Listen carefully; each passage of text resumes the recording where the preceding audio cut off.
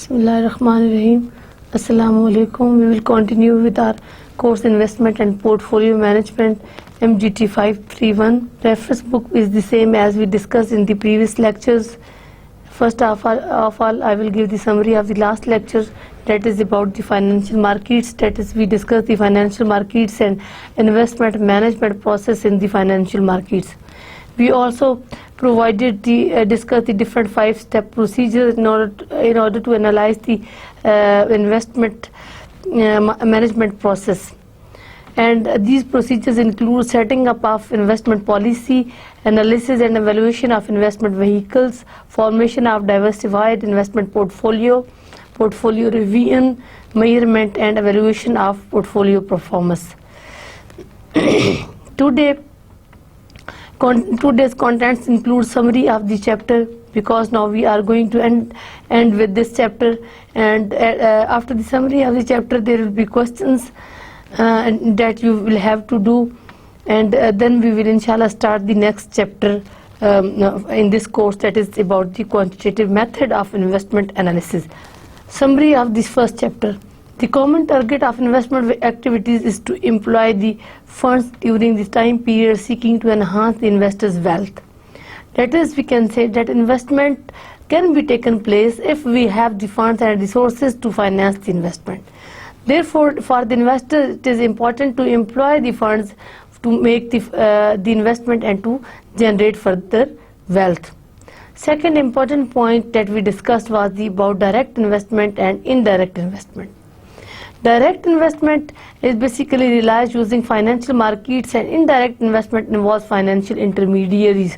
Therefore, we can say that in direct investment there is no sort of financial intermediaries. However, in indirect investment, financial intermediaries are included, and they play important role and significant role in order to perform the investment process.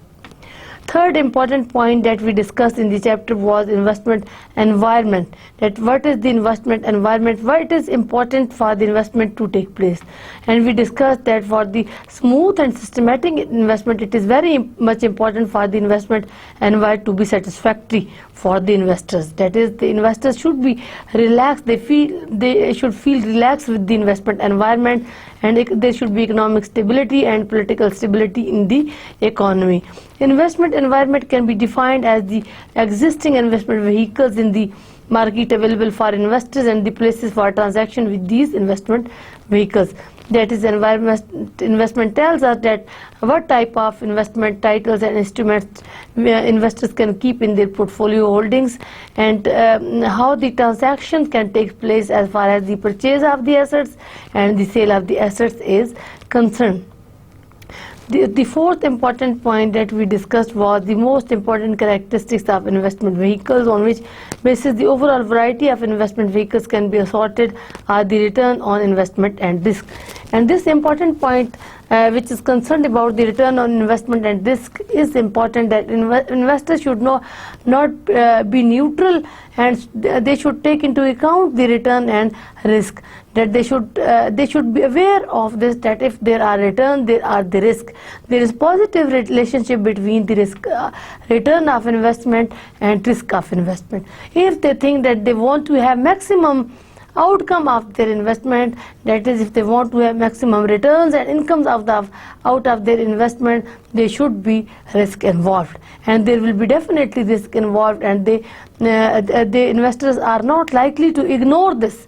They should take into account this important tool of the investment.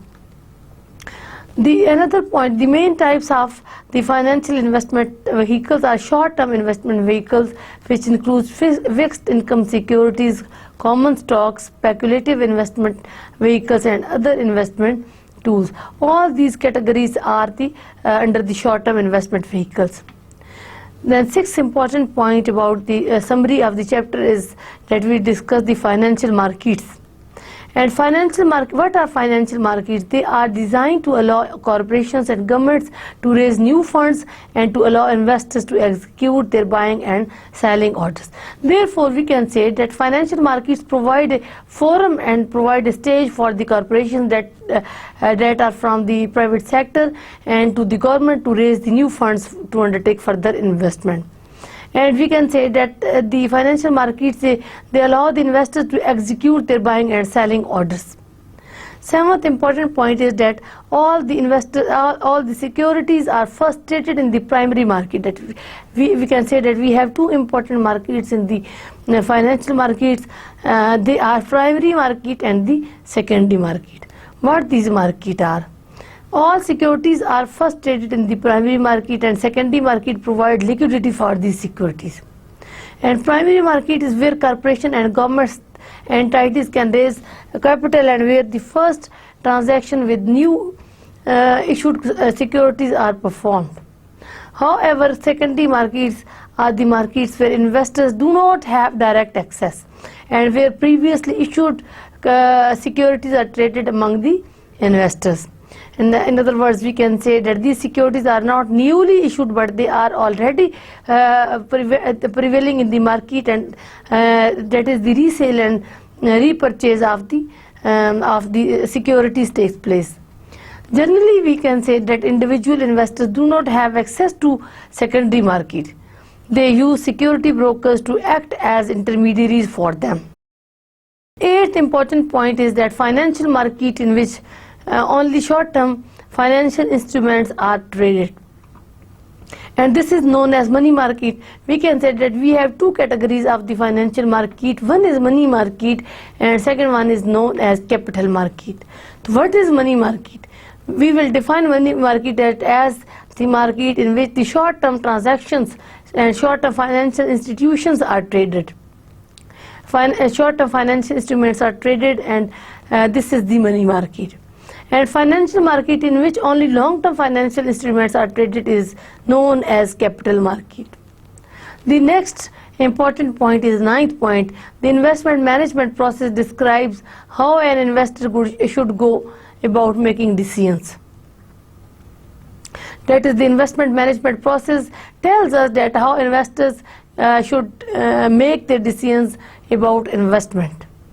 And investment policy is very important first part of the investment management process, and the investment policy tells us that the investor should be clear about his objective of the investment, or in other words, we can say that he should identify, he should highlight his objectives of the investment. That is, what are the objectives of his investment.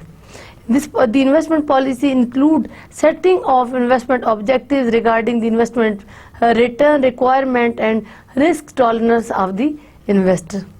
The other constant which investment policy should include and which could influence the investment management are liquidity needs, projected investment horizon, and preference of the investor. So we can say that the liquidity needs and the projected time period of the investment and the prices and preferences of the investor, they are important part of the investment policy of the investor, that he should clear about these things, and on the course of the investment this is not possible that there may sudden that he is likely to change his preferences as far as liquidity needs are concerned, or he is likely to change his investment horizon time period, and preferences are also likely to change.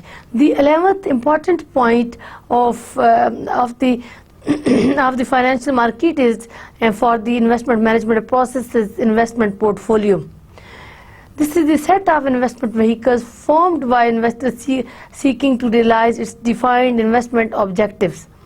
And that is, we can say that in portfolio he has a set of defined vehicles or instruments which can be included in the investment portfolio, and in his objective he has made clear about the selection of these vehicles. Selectivity, timing and diversification are the other most important issues in the investment portfolio formation. We can say that while forming the portfolio, investor must take into account the selectivity problem. He must take into account the timings of the selection and diversification.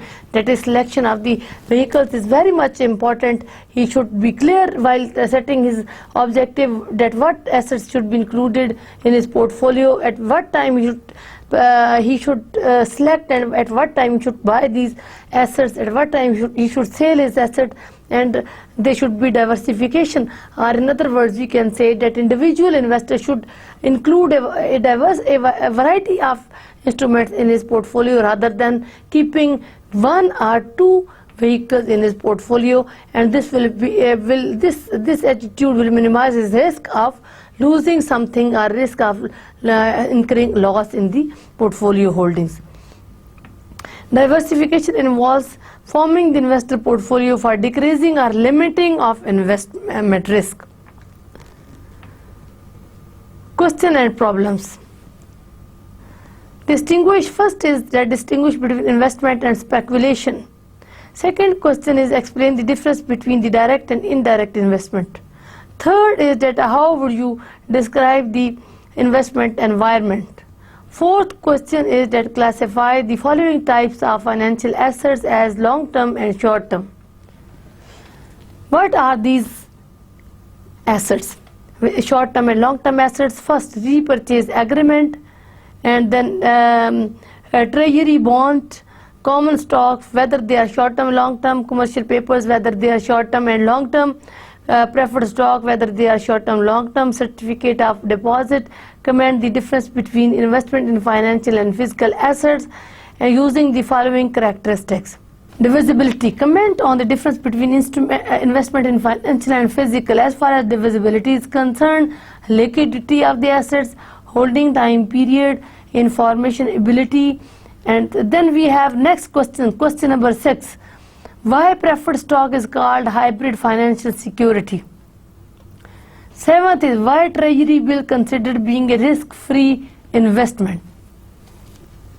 Then we are going to start the second chapter of the course, investment and portfolio management. Second chapter, the title of the second chapter is quantitative method of investment analysis. It basically guides us that how we can analyze the investment with the help of quantitative methods, or in other words, we can say that how quantitatively we can analyze the investment portfolio. Many contents are investment income and risk. Second, return on investment and expected rate of return. Third is investment risk, variance and standard deviation. Fourth, relationship between risk and return. 4.1 covariance and correlation and coefficient of determination. Next point is relationship between return on asset and market portfolio. And 4.5 is characteristic line and beta factor. And next is 4.5 which is residual variance. We will start the chapter in detail, and the title, as we discussed, is quantitative method of investment analysis, that how we can analyze the investment behavior of the investors in terms of financial assets and securities with the help of quantitative methods. First topic is investment income and risk. What is the investment income? Investment income is basically what we are able to get out of our investment, what we can get as the outcome out of our investment, and is known as investment income of the project, income of the investment, income of the of keeping and purchasing different items in our portfolio. A return is the ultimate objective for any investor. Investment, what is the importance of investment income? Importance of investment income is that because of having the investment income, the individual is likely to undertake the investment. Investment income is the same as the return, and we can say that investment income is the same as the objective of the individual investor, and we can say that return is the objective of the individual investor on the other hand. or return is the ultimate objective for any individual investor to undertake the investment, to purchase the different items in terms of financial assets to keep in his or her portfolio holdings. And then we have the corresponding concept which is known as risk. What is the concept of risk? Why the return and risk they move together? What is the relationship between the risk and return? The relationship between return and risk is a key concept in finance. It is very important concept which link the return and risk together in the field of finance. As finance and investment areas are built upon a common set of financial principles, the main characteristic of any investment are investment return and investment risk. Therefore, we can say that investment return and investment risk, they are basically a part of the set of financial principles.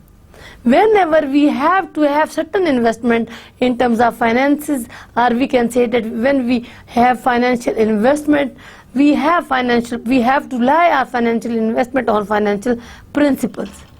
And the characteristic of financial investment include return as well as risk. However, to compare various alternatives of investment, the precise quantitative measure for both of these characteristics are needed. Therefore, we can say, although we have theoretical background and theoretical concepts of return and risk, and we say that the return is basically the outcome of the investment, or whatever we can get out of the investment is known as a return. On the other hand, what is risk? It is the danger related or associated with the investment. Or in other words, we can say that it is the doubt of, it is the fear of having loss and fear of incurring loss out of any investment, this is known as risk. But this is the theoretical concept as far as the ideas of, as far as the theory of the return and risk in investment is concerned. However, we should have the important quantitative measures with the help of which we can further elaborate these two characteristics of investment. And what are these two important characteristics? These are return and risk. Return on investment and expected rate of return. General definition of return. General definition of return is the benefit associated with an investment. So we can say that outcome of investment, which is particularly the positive outcome of investment, is known as return. Positive outcome, positive output of any investment is known as return.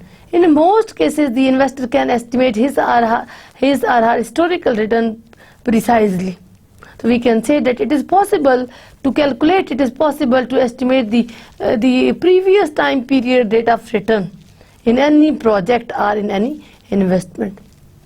Many investments have two components of their measurable return. First type of component of the investment is a capital gain or loss. That is, what type of capital gain we can have out of the investment, and what type of loss we can have out of the investment.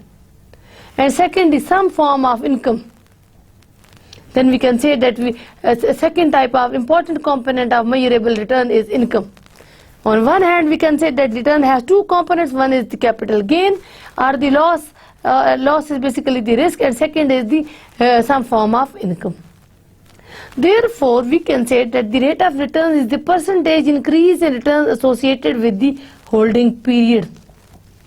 So rate of return tells us the percentage increase in the returns associated with the holding period. That is, in the investment and the time period for which we are having any investment, and what is the rate of increase in the benefits of that time period investment is known as rate of return. The proper formula for the rate of return can be indicated here. That is, the rate of return is equal to income plus capital gain. That is, the two, as we discussed earlier, are the two components of the income of the rate of return. One is the income and the second one is the capital gain. When we aggregate these two components of the rate of return, are the two components from any investment, and we divide this aggregate by the purchase price, and we take the percentage of it, we have rate of return. This is the equation number 1, which measures the rate of return in our portfolio holdings and in our management portfolio as far as the return to investment and expected rate of return is concerned. This is the quantitative method, and this is the way to quantitatively and through the quantitative methodology when we want to measure the rate of return and risk. For example, the rate of return of the share will be estimated as downward. RI indicates the rate of return is equal to sum of RI divided by N, where I is equal to from 1 to N, and N indicates the sample size. Number of observations over here can be indicated in this way. Then we have another way in which we can find out the rate of return. Rate of return is equal to dividend plus market price of stock at the beginning of the holding minus market price of the stock at the end of the holding divided by market price of the stock at the end of the holding. Then another way with the help of which we can calculate the rate of return is R is equal to MPD plus PMB minus PME divided by PME. Here D is the dividend, that is the share of any investor or the share of the shareholder out of the capital gain and income gain of the investment, where PMB is market price of stock at the beginning of the holding period, and PME is the market price of stock at the end of the holding time period. Rate of return calculated here is called holding period return because its calculation is independent of passages of time. So here we have calculated the rate of return, that is rate of return is the sum of rate of return for from 1 to n for all. For example, n is the sample size, and we can say that this rate of return is calculated for the time period for which we are holding the investment or for which we are holding the financial assets. All the investors know that there is beginning of the investment period and at end of the investment period. And what is the beginning of the investment period? Beginning of the investment period is when we start the investment. That is the time initial time at which we have invested in any asset, in any financial asset. In other words, we can say that this is the time period at which we buy the financial asset at a certain price, and PMB is known as the market price at the beginning, and then we have the market price of the financial asset at the end of the time period, at the end of the holding time period, that we can say that this is the time period when we are going to sell our holding asset. And in other words, we can say that we are going to finish with this asset.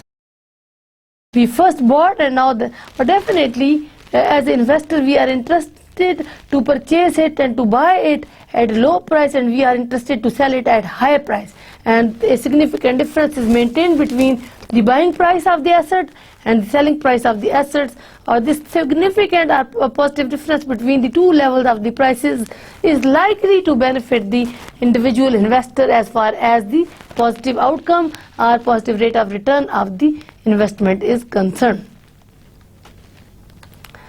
The percent calculated using this formula might have been earned over 1 month, or here we can say that the rate of return from the rate of return can be of the project for 1 month or more than 1 month, more than 1 year. It depends upon the time period or time horizon for which the investment asset is held.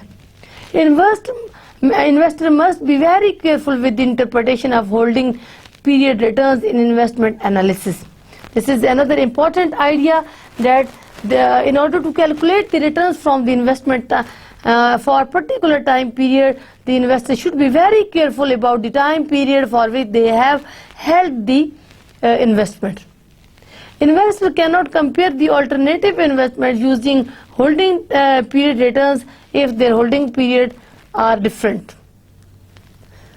Statistical data which can be used for the investment analysis and portfolio formation deals with a series of holding period returns. We can say that if we have statistical data, if we work on the basis of the statistical data, then definitely we can analyze the rate of return in a more proper way. We have some historical background of the rate of return of any particular financial asset, and then we have the current situation prevailing as far as the current market price of that asset is concerned, and then we will be able to predict some future time market value of that particular asset, because it is observed that the price of the asset is likely to revise its previous history over some time period. In other words, we can say that if the market value of any asset is likely to be high in the previous time period, it is quite possible that it may follow the similar pattern and price of the asset may increase in the future time period. And secondly, we can say that if in the previous time period or in the past, if the market price of the asset remain low, so we can assume that market price of the asset will remain low in the future time period by following the previous or the past pattern of flow. For example, investor knows monthly returns for a year of 2 stocks. Here she can compare the series of the return. This simply tells us that if he or she is likely to hold 2 stocks, or he is holding 2 stocks, he can look at the history of the fluctuations in the prices of these stocks and then can compare these 2 stocks, A and B. Let's say we have 2 stocks, A and B, and the individual want to analyze the behavior of the fluctuation in the market prices of these 2 stocks, A and B. He can look at the history of the prices of these assets, that whether the price of these assets have remained low in the previous or high in the previous time period, or the prices observed a great volatility or positive volatility or stability in the previous time period. And in this way, the individual investor, they can predict the future market value of the particular assets. In these cases, arithmetic average return or sample mean of the return RI can be used. But both holding period returns and sample mean of the returns are calculated. For example, RI is the returns is equal to sum of RI divided by N. So RI is the rate of return in time period I, N is the number of observations, but both holding period returns and sample mean of the returns are calculated using historical data. So we can say that historical data can help us a lot in order to provide us evidence and in order to guide the investor for the future, to predict the future price of that particular asset. And in other words, we can say that the individual investor can ultimately decide with the help of the past behavior of the market price of the asset. But both holding period returns and sample mean of the returns are calculated using historical data. However, what happened in the past for the investor is not as important as what happens in the future. But all the investor decisions are focused to the future, are to expect results from the investment. Therefore, we can say that although with the help of the past behavior of the market prices of the variable or the investment instrument, we can assess its situation, what have been done, what the level of prices have remained for that particular asset over the particular time period. But the investors are much more concerned about the current market value of the asset and future market value of the asset rather than the past market value of the asset, because future time period is something which is going to reward the individual investor. If he expects that prices are going to be high in the future time period, he will be able to earn more benefit, will be able to earn more profit rather than in the previous time period. What happened in the previous previous time period can help us to determine the future behavior of the market prices of the variable, or the volatility or stability of the market prices of the variable. However, the past does not benefit the individual investor anymore. Rather, it is the future price level or the current price level which is with which the individual investor is more likely to be concerned. Of course, no one investor knows the future, but he or she can use past information and the historical data, as well as to use his knowledge and practical experience to make some estimates about his decision. Analyzing each particular investment vehicle possibility to earn income. Therefore, we can say that on the basis of the statistical data available, or in other words, we can say that by the analysis of the market of the price trends in the market prices of particular asset, he or she can analyze the investment vehicle possibilities to earn income. That what is the possibility that any particular asset is likely to reward the individual much more in the future, and what is the probability that these vehicles are likely to what is the probability that these the investment in any particular vehicle is likely to reward him less in the future time period, rather going to cost him more. In the future, investor must think about several scenarios of probable changes in macroeconomy, industry and company, which would influence asset prices and the rate of return. Therefore, we can say that individual must take into account the scenarios of the probabilities of changes in macroeconomic situation. So we can say that though the statistical data is likely to helpful to determine the future behavior of the individual as far as the portfolio holding set is concerned, but it is the economic situation of the country, it is the political situation of the country, it is the which is going to affect the industrial behavior of the economy, is going to affect the behavior of the different companies and behavior of the individual investors. In the future, investor must think that it is the macroeconomic situation, it is the political situation which is likely to affect the industrial behavior, which is likely to affect the behavior of the company, the economic behavior of the company, and as a result it will affect the changes and fluctuations of the behavior of the financial markets, and the prices of the assets may be influenced, and as a result we can say that rate of return may be influenced and the level of risk may be influenced at the end. Theoretically, it could be a series of discrete possible rates of return in the future for the same asset with the different probabilities of earning the particular rate of return. Therefore, we can say that future rate of returns are important for the individual and may be determined from the previous and from the current rate of return of any particular asset. But for the same asset, the sum of all the probabilities of these rates of return must be equal to 1 or 100%. In mathematical statistics, it is called simple probability distribution. What is expected rate of return?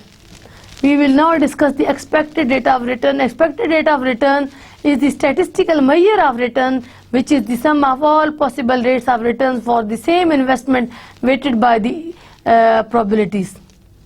For example, we have equation expected value of rate of return. E indicates the expected value, Ri is the rate of return, is equal to sum of Ri into Hi.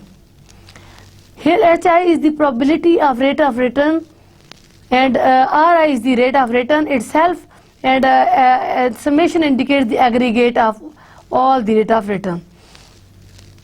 In all these cases, the investors has enough information for modeling a future scenario of changes in the rate of return for investment.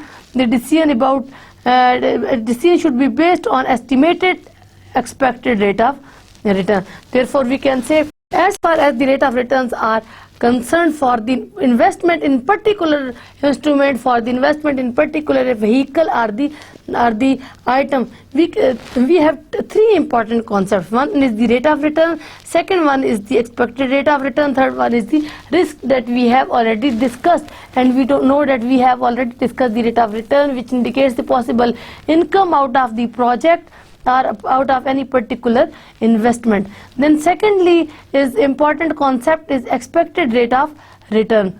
Expected rate of return basically indicates the expectations of any individual investors in order to undertake their future investment. And third important concept is the level of risk.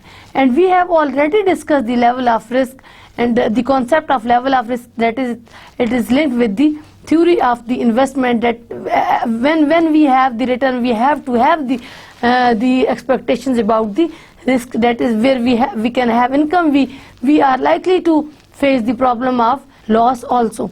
And the expected rate of return is too much important. When we are undergoing to have any investment, we have certain expectations about the rate of return. Sometimes the current prospects or current situation of the financial market can give us a much more hopes, and can give an individual investor much more hopes about the expected rate of returns. An individual investor can expect a very high level of returns at the end of the maturity of the investment in any financial asset or in the securities. However, sometimes it happens that by the end of the investment, or when the individual is likely to end up with the investment in financial assets, the rate of return are not the real or actual rate of return, they are not so high. Therefore, we may say that there is difference between the actual and expected rate of return. Expected rate of return may be different from the actual rate of return, or this difference indicates the level of risk. Expected returns are different from actual or real returns. Actual or real returns. And this gap indicates the level of risk, or the level of doubt, or the level of expectations which are not materialized, or which cannot be realized when we have undertaken the real investment. But sometimes sample mean of return, arithmetic average return, are a useful proxy for the concept of expected rate of return. So we can say that arithmetic average return, the concept of arithmetic average return can be used in place of expected rate of return. In other words, we can say that the expected rate of return and arithmetic average return, they indicate similar concepts as far as rate of return is concerned. Sample mean can give an unbiased estimate of the expected value, but obviously it is not perfectly accurate, but based on the assumption that returns in future will be the same as in the past. But this is only one scenario in estimating expected rate of return. It could be expected that accuracy of the sample mean will increase as the size of the sample becomes longer, if n sample size will be increased. However, the assumption that the underlying probability distribution does not change its shape for the longer period becomes more and more unrealistic. In general, the sample mean of the returns should be taken for a long time, as investor is confident that there has not been significant change in the shape of historical rate of return probability distribution. Then what is in other words, in simple words, we can say that what we are going to expect about the returns from the investment as an individual investor. If at the end of the investment time period we are able to get the similar amount of money, we are able to earn similar returns out of our investment, we can say there was very small difference between our expectations and the actual rate of return. Or in other words, we can say that our expectations were materialized, or our expectations were actually realized. So we can draw a probability distribution in advance, that what is the probability that our expectation will be materialized, or our expected rate of return will be equal to the actual real rate of returns, and what is the probability that there will be difference between the actual rate of return and the expected rate of return. How much gap will exist between the actual rate of return and the expected rate of return, and we can draw the probability distribution in this respect. Then we have the concept, which is the third concept that we discussed, is the investment risk. And we discussed again and again in the previous lecture also that whenever there is a return, there is level of the risk associated. So we should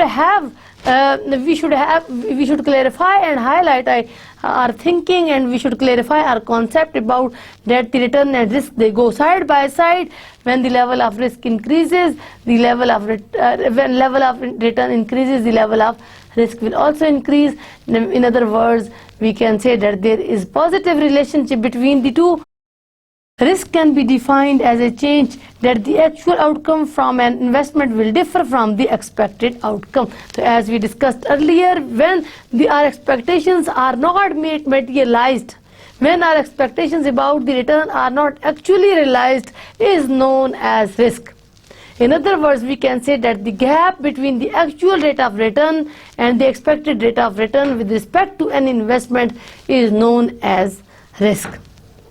Obvious that most investors are concerned that the actual outcome will be less than the expected outcome.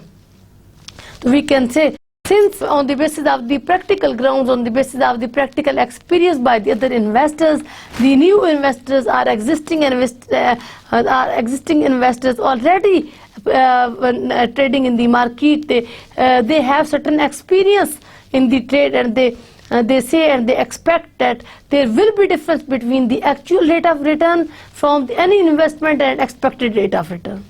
And sometimes even if we expect high rate of return, but the actual will not be as high as we have expected. So therefore we can say that a gap lies between the two levels of return. A gap and difference emerges between two levels of returns, and we can say that in reality the expectations are not and may not be realized in actual all the time and every time. Sometimes they may be realized, but not every time they are realized. They always remain change, there always remain difference and gap between the actual rate of return and the expected rate of return. Therefore, and this difference and this gap is known as risk. So we can say that the gap between the actual rate of return and expected rate of return indicates a sort of a feelings of the fear of and a feelings of the doubt about the of loss, that we are going to have certain loss, and the concept of loss and the fear of loss is known as risk and indicates a risky situation. Obvious that most investors are concerned that the actual outcome will be less than the expected outcome, and the more variable the possible outcomes that can occur, the greater the risk is associated with description in the likely outcome. In other words, we can say more volatile is the market situation, more volatile is the market price of any particular asset, more higher level of risk will be there. So we can say that the fluctuation, the sharp fluctuations, the deep fluctuations in the rate of returns, in the market value of the assets and market situation will lead to the high level of risk associated, and we can say that dispersion in the likely outcomes and much more dispersion or fluctuations in the likely outcome of any investment holding is likely to increase the level of risk for the investors. And dispersion refers to the variability, and we can say, what is the dispersion in the market prices? Dispersion basically indicates the variation in the market prices. We can say that how much is the difference between the actual market price of the asset and its mean market price of any asset. How much is the difference between the two? For example, we can say that the difference between the market price of an asset is and the expected price of asset. So what is the or in other words, this dispersion, this is the dispersion which indicates that how much the actual price of the asset, which is indicated by the first term P of asset, revolves, how far around the mean value, how closer to the mean value or how far to the mean value.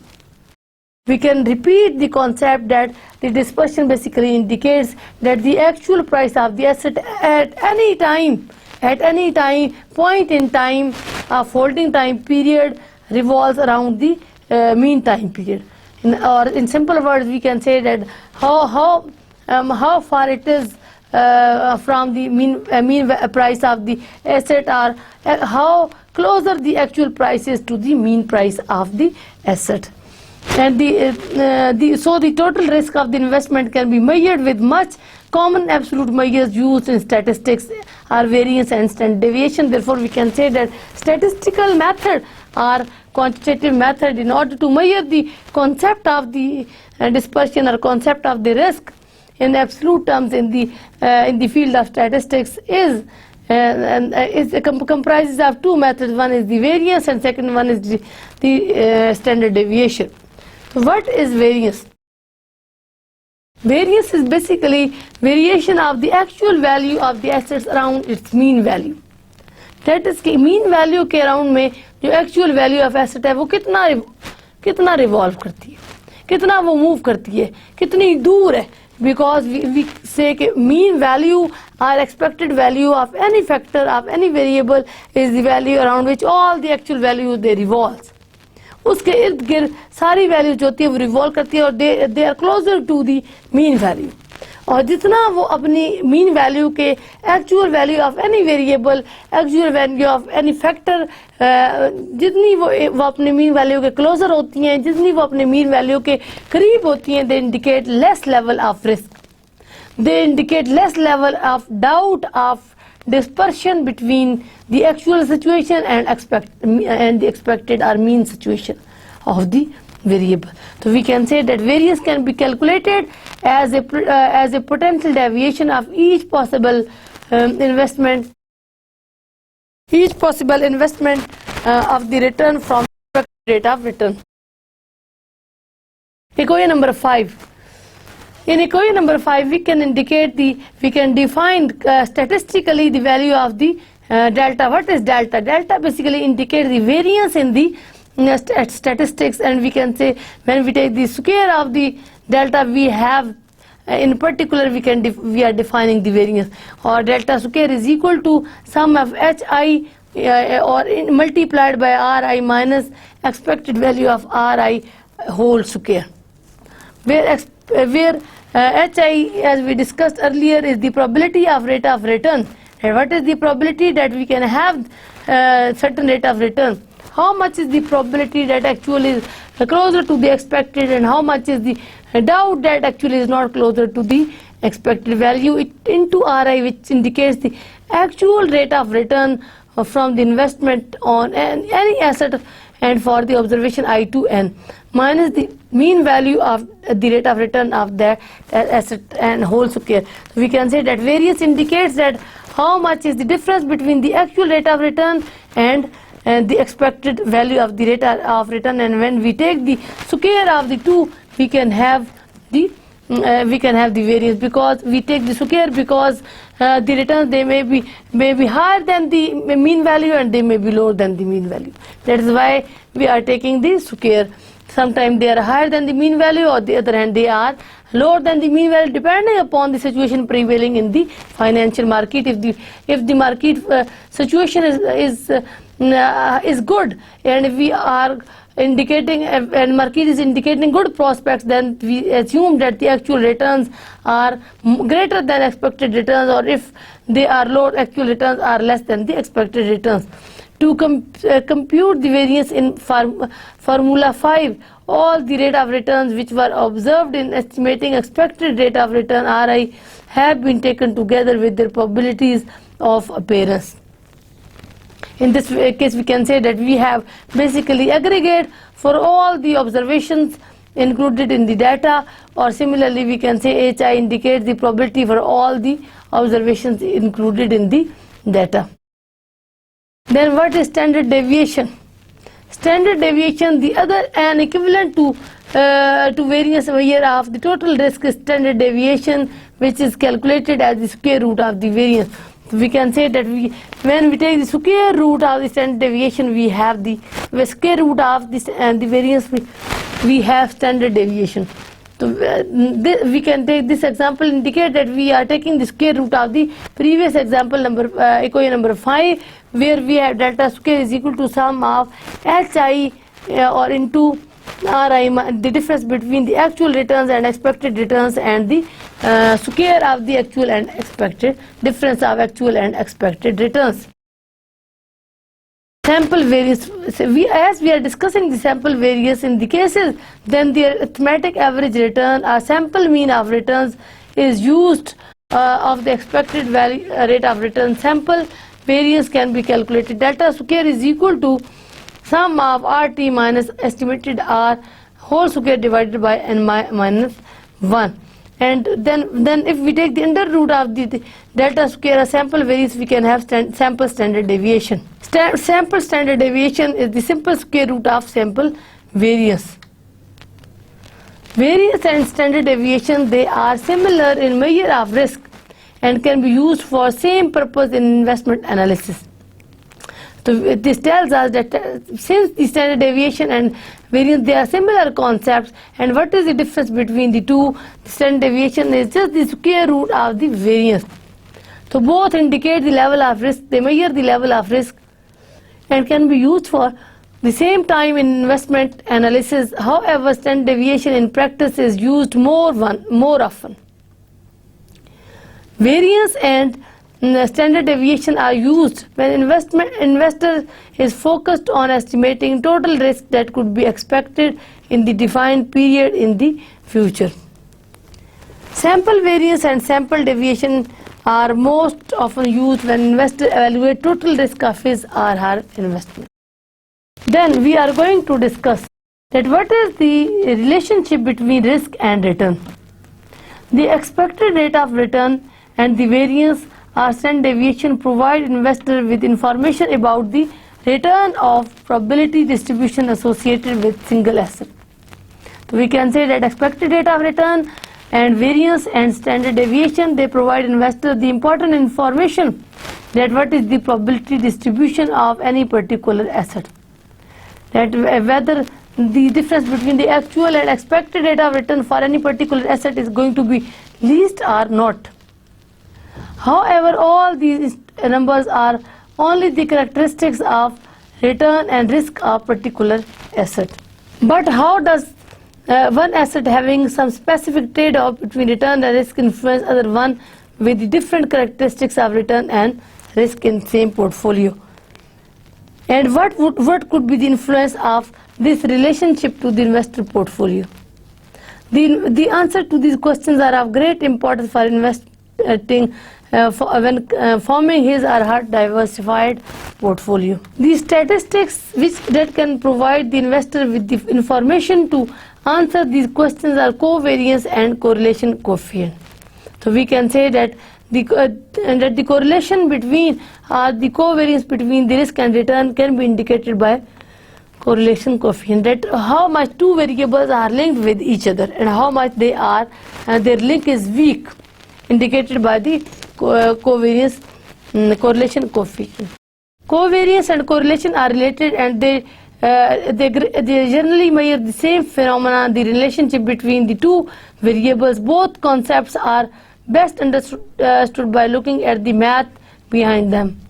Two methods of covariance estimating can be used: the sample covariance and population covariance. The sample covariance is estimated when the investor has not enough information about the underlying probability distribution for the returns of two assets, and then the sample of historical returns is used. What is sample covariance between two assets? A and B is defined here. Sample covariance between A and B, RA and RB, is equal to aggregate sum of RAT minus RA into RBT minus RB divided by n minus 1. Here RAT and RBT are consequently the rate of return for asset A and asset B in time period T when time varies from 1 to, and we can say that RA and RB, they indicate the rate of return that we can get from the investment in asset A and investment in asset B in time period T. And sample mean of rate of return for the asset A and B. Consequently, as can be understood from the formula, a number of sample covariance can range from negative to positive infinity, and that is the value of sample covariance can lie between negative to positive infinity, though the covariance number does not tell the investor much about the relationship between the returns on two assets. If only the pair of their asset in the portfolio is analyzed, it is difficult to conclude if the relationship between returns of two assets A and B is strong or weak, taking into account the absolute number of sample variance. However, what is very important using the covariance of measuring relationship between two assets, the identification of direction of relationships. Positive number of covariance shows that the rate of return of two assets are moving to the same direction, but the return on A is above that of the mean. Return on A is above its mean value of the return. The other B is tend to be the same positive and vice versa. Now this we have already discussed that positive covariance indicates that actual rate of return on the asset A is greater than its expected rate of return. And similarly, if we say that we have positive rate of return on the B, it means that actual rate of return on the asset B is higher than its mean or the expected rate of return. Whether the rate of return of asset A is negative or below its mean of return, the return of the other asset tend to be negative. Negative number of covariance shows that rate of return of two assets are moving in contrary direction when return on asset A is above the mean of return, or the return of the asset B is tend to be negative and vice versa. Though in analyzing relationship between assets in the same portfolio using covariance for portfolio formation, it is important to identify which of the three possible concepts exist. That's it. Inshallah, we will continue in the next class. And the end of this lecture, I am going to present the summary of the lecture. We started with the summary of the first chapter, and then we tried to discuss some questions and problems as far as the discussion of the first lecture is concerned, and they are easy, and I think the discussion in the initial lectures will be able to help you during the self-study for the solution of the questions at the end of the first chapter. And then we started the quantitative method of investment to analyze the investment, and we discussed the investment income and risk, that what is the investment income and the risk, why they are important, what is the association between the two, and we discussed the rate of return on any investment and the income on any investment. They are more likely to be similar concepts, and investment income and positive income and positive rate of return indicate that whenever we undertake any investment, we are likely to have positive outcome of it, we are likely to have positive earning out of it, and that is the plus point of any investment, which make any investor happy and make any investor in relaxing mood. And then associated with this is another important concept, which is the risk, and we discussed that the risk is the one which is always associated with the return. Whenever we are going to have high returns out of our investment, we are going to have high risk out of our investment. And then we can say that we have another important concept of expected rate of return, and expected rate of returns, it tells us that what we are going to expect out of our investment for the future time period. And in other words, we can say that what we expect that we are going to earn out of our investment in the future period. And closer the rate of return, actual rate of return to the expected rate of return, it means the level of risk is likely to be lower, and we assume that actual rate of return is likely to always revolve around the expected rate of return from any asset investment. And in other words, we can say how closer the actual rate of return from any financial investment is from the actual expected rate of return, and how closer it is around this expected rate of return. And the difference indicates the fear of the loss, which is known as the concept of risk. and then we discuss the quantitative and statistical method to measure the investment risk. For example, variance and standard deviation, they are used to measure the level of risk associated. They indicate that how much is the difference between the actual rate of return and expected rate of return. And when we take the under root of the variance, we can have the standard deviation. And again, the objective of standard deviation is the same as of the variance. The difference between the two is that of the under root, and the standard deviation also indicates that how far the actual rate of return is lying around the expected rate of return for the investment of an individual investor. Then if we look at and identify the relationship between the risk and the return, and we discussed that the covariance between the two variables, for example risk and return, indicates the interrelationship of the two, and how we can measure the covariance. It is through the correlation. That is, we can say that how much one variable is correlated with the other variable, or in other words, we can say that what is the coefficient of determination, and coefficient of determination is indicated by R, which tells us that how we can determine the relationship between two variables R and, for example, two stocks A and B, and what is the level of association between two stocks A and B. And then we discuss the relationship between the returns on asset and the relationship between the return on asset and market value, and the remaining part of the chapter number 2 will be discussed inshallah in the next lectures. And I hope that the 2 days lecture is going to help you in your self study of the chapter number 1 as well as chapter number 2.